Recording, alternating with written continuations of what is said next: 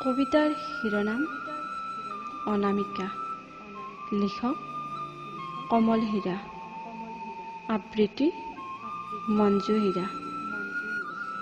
তোমাৰ কাজল খনা দুচকুৱে মাজনিশাই মোক প্ৰায় জগাই তুলিছিল। তোমাৰ কোমল দুহাতৰ জেতুকাই ৰঙীন দূৰণিলৈ টানি লৈ গৈছিল। পহিলা বহাগৰ দিনাখন নেঘেৰি সোপাতত শিয়াল নিজিয়া কপৌফুলডাল গুজি যেতিয়া মোৰ লগত আউলি বাউলি হৈ বিহু নাচিছিলা, মোৰ ঢোলৰ চাপৰ কিয় জানো বাৰে বাৰে ভুল লাগিছিল।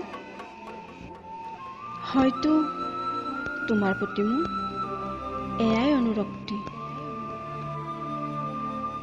আবেলি পদূলি মুখত প্ৰায়ে ৰৈ থকা তুমি, হয়তো সেয়া মোৰে প্ৰতীক্ষা। সিদিনা বগা ফ্ৰকটোৰ সৈতে খুব ভাল লাগিছিল তোমাক।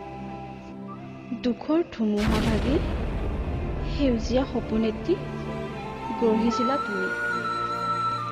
পৰহি মঙলবাৰ, তোমাৰ জন্মদিন। তুমি সাজু থাকিবা দেই, মোৰ জীৱনৰ খালী ঠাই পূৰাবলৈ।